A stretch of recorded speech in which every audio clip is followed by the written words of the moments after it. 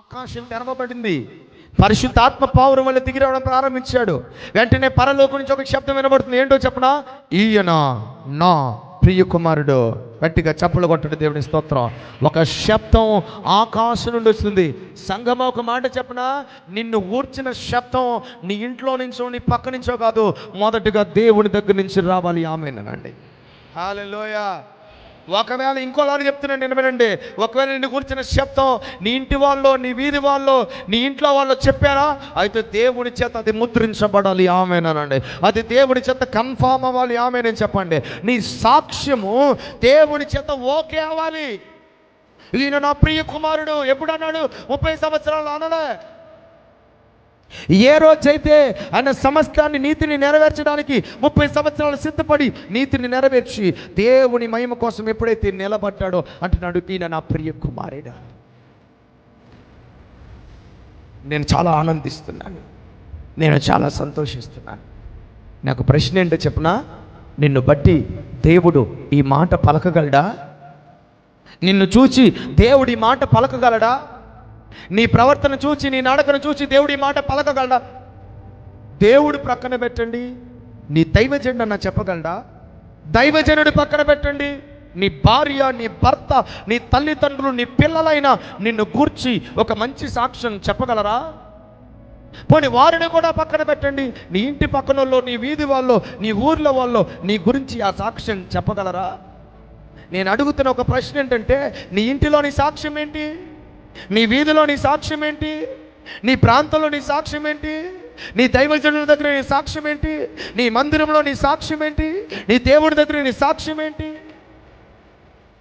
సాక్ష్యం చెప్పమంటే ఏం చెప్తారు చెప్పనా? తలనొప్పి వచ్చిందండి. ఏమండే? ఏ నొప్పి వచ్చిందిరా పోయేసి? తలనొప్పి వచ్చిందండి, ఎరగపేతం చేసేసానండి, దేవుడు పోగు చేసేసాడండి. అదండి నా సాక్ష్యం అండి, ఆదివారం అండి. హల్లెలూయా. ఓకే, స్తోత్రం. హల్లెలూయా చెప్పండి. తలనొప్పి తగ్గించిన దేవునికి ఒకసారి గట్టిగా చప్పలు కొట్టండి. అమ్మకి, అయ్యకి, తమ్ముడికి, చెల్లికి దేవుడు తలనొప్పి తగ్గించినందుకు దేవుని నామానికి మహిమ కలుగును గాక. హల్లెలూయా. తలనొప్పి తగ్గింది. ఆదివారం మధ్యాహ్నం 2:00 ఇంటికి పోయింది. ఇంటికి పోయిన తర్వాత టీవీ ఆన్ చేసింది. ఆ టీవీలో ఒక సినిమా వచ్చింది. కాసేపు ఖాళీగా ఉన్నాను కదని చెప్పి దాన్ని చూసింది. సాక్ష్యం అది? సాక్ష్యం అది? ఏంటి సాక్ష్యం? నేను చెప్తున్నాను, నువ్వు అద్భుతము, స్వస్థత పొందుకునే సాక్ష్యం ఎదుటోళ్ళకు ఉపయోగపడుతుంది. నీ సాక్ష్యం నీకు ఉపయోగపడుతుంది. నీ బతుకు సాక్ష్యం, నీ యథార్థత సాక్ష్యం, నీ పరిశుద్ధత సాక్ష్యం, నువ్వు ఎలా బ్రతికావు నడిపావు అది నీకు ఉపయోగపడుతుంది. ఆమేన్ అనలేదు. హల్లెలూయా. నా మాట మీకు అర్థం కాదు. మరొకసారి నేను చెప్తున్నాను, దేవుడిని ఎడల చేసిన మేలులు ఎదుటి వాడికి ఉపయోగపడతాయి నువ్వు సాక్ష్యంగా చెప్తే, కానీ నీ బ్రతుకు నీకే ఉపయోగపడుతుంది. మొదట చప్పట్లు కూడా దేవునికి స్తోత్రం చెప్పాలి. ఎందుకంటే రేపొద్దున దేవుడు అక్కడికి వెళ్ళినప్పుడు నీకెన్ని మేలు జరిగినాయి అడగడం, నీకెన్ని కార్లు వచ్చినాయి అడగడం, నీకెన్ని కట్లు వచ్చినాయి అడగడం, నీకెంత డబ్బులు వచ్చినాయి, ఎయిర్పోర్ట్ తీసేసినప్పుడు పొలం అమ్మేస్తే వచ్చే 50 లక్షలు అడగడం.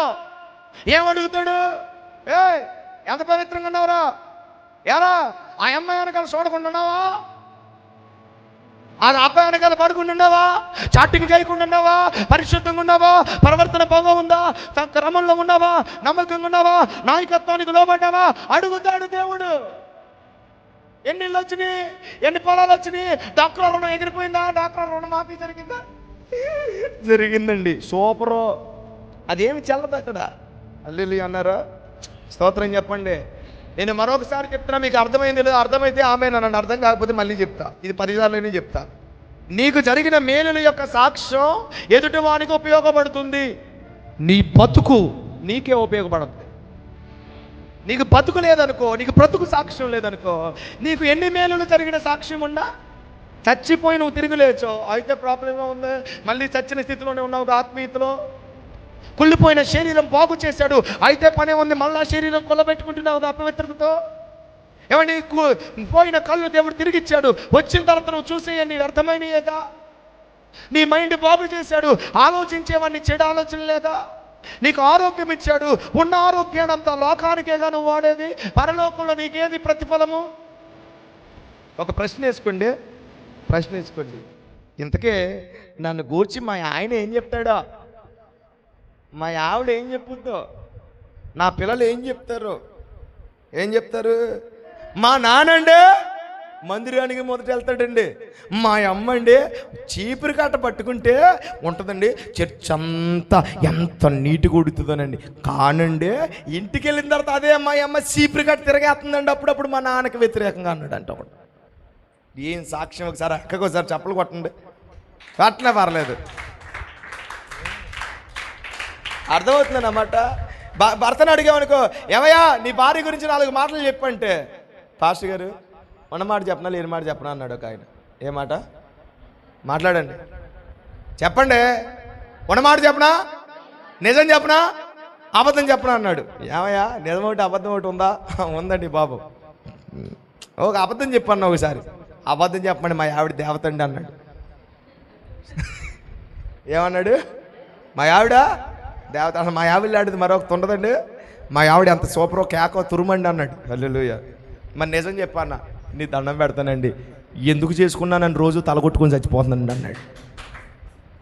బాబు కోటం మారిపోద్ది, జాగ్రత్త. హల్లెలూయా. ఇంకో యాంగిల్కి కూడా వెళ్తాను. హల్లెలూయా. భార్యని అడిగే ఒకరోజు, ఏమమ్మా మీ ఆయన కోసం 4 మాటలు చెప్పంటే, పెళ్లిలో చెప్పింది చెప్పమంటారా ఇప్పుడు చెప్పమంటాడా అన్నాడు. ఆవిడ ఎక్కడెక్కడ చెప్పండి చెప్పండి, పెళ్లిలో చెప్పింది, పెళ్లి స్టేజ్ మీద చెప్పింది చెప్పనా అయ్యగారు, మా ఆయన కోసం ఇప్పుడు చెప్పనా అన్నాడు. ఏమ్మా 2 ఉన్నాయా అన్న. 2 ఉన్నాయండి అంది. ఏముందమ్మా పెళ్లి స్టేజ్ మీద అంటే, పెళ్లి స్టేజ్ మీద ఇదిగో నేను నిన్ను విపరీతంగా ప్రేమించేస్తున్నా, మా ఆయనే నాకు సర్వస్వం, మా ఆయన నన్ను బాగా ప్రేమిస్తాడు. ఇక మా ఆయన రాశాడు కదండి, ఇక ఆయన కోసం విపరీతంగా ప్రేమ మాటలు వచ్చేసినాయండి ఆ రోజున. మరి ఇప్పుడమ్మా ఏం చెప్పను పాస్టర్ గారు, ఆడి చాటింగులు, ఆడి మీటింగులు, ఆడి చేసే పనులు, ఎప్పుడు బండరాయి తీసుకెళ్ళి నెత్తి మీద చంపేద్దామా అనిపిస్తున్నాం. ఏ రాయి? భలే సాక్ష్యం మీ అందరికీ. ఏమి సాక్ష్యం బాబోయ్, ఎంత సాక్ష్యం.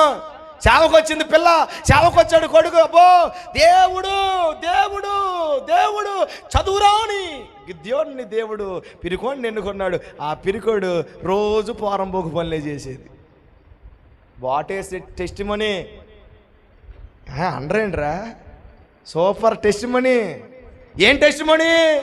లోకంలో ఉన్నవాడిని ఉన్నతమైన సేవక దేవుడు పిలిచాడు, మహిమ కలిగిన సేవక దేవుడు పిలిచాడు, ప్రపంచాలు తిరిగే సేవ చేయడానికి పిలిచాడు, బలిపీఠాల మీద నిలబెట్టి వాక్యాలు చెప్పడానికి ఎన్నుకున్నాడు, ఆరాధికుడిగా నిలబెట్టాడు. కానీ ఆరాధికుడు మందిరంలో నిలబడి ఆరాధన స్తుతి అను, ఆరాధన గట్టిగా అనండి, ఆరాధన కొట్ట తబలా డూ ఫర్ కొట్రా దరివేయిరా ఆరాధన స్తుతి ఆరాధన ఇరగ పాడేస్తున్నాడు ఆడు.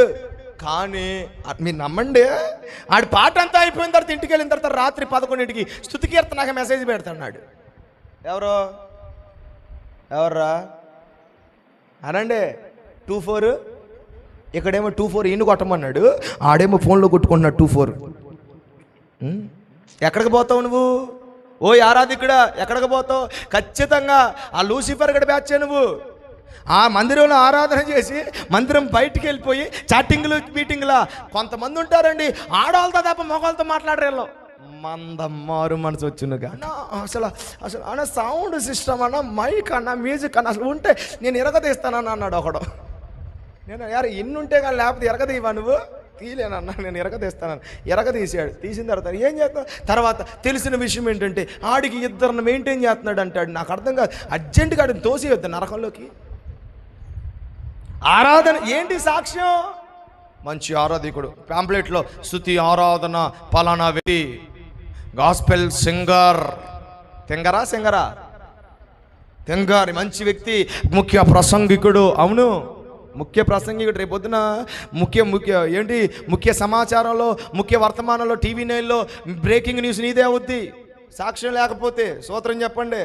ఇప్పుడు నా బాధ ఏంటంటే, ఆ పరలోకం నుంచి యేసుని గురించి సాక్ష్యం వచ్చింది, భూమి మీద సాక్ష్యం వచ్చింది, ఇంటిలో సాక్ష్యం వచ్చింది, వీధిలో సాక్ష్యం వచ్చింది. మొన్న అబ్రహాం కోసం నేను చెప్పాను దేవుని పిల్లరా, అబ్రహాము హెబ్రోనులో ఉన్నప్పుడు ఊరోళ్ళందరూ పరదేశిగానే ఉన్నాడు. వాళ్ళందరూ అంటారు అబ్రహాంతో, నువ్వు మా రాజువి, నువ్వు ఏ స్థలం కావాలంటే ఆ స్థలం తీసుకో, నీ ఎదుట మేమందరం అప్పగించుకుంటున్నామన్నారు. ఏం సాక్ష్యం అండి? చెప్పులు కొట్టి దేవునికి స్తోత్రం చెప్పండి.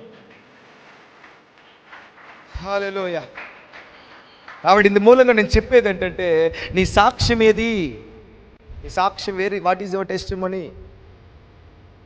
You must be A witness to God. నువ్వు దేవునికి సాక్షులై బ్రతకాలి అన్నాడు దేవుడు. సాక్ష్యాలు కదా, ఈరోజు సాక్ష్యాలు చాలా ఉన్నాయి. యూట్యూబ్ నిండా సాక్ష్యాలు, మీటింగ్లు, పాంప్లెట్లు నిండా సాక్ష్యాలు. నిజమైన సాక్ష్యం ఏంటి? నువ్వు పొందుకున్న మేలులు, నువ్వు పొందుకున్న అద్భుతాలు, నువ్వు పొందుకున్న ఇల్లులు, కార్లు కాదు, నీ జీవన విధానం. నువ్వు ఎలా ఎదిగావో నీ ఎదుగుదలే యేసు నామములో సాక్ష్యం అవ్వాలి.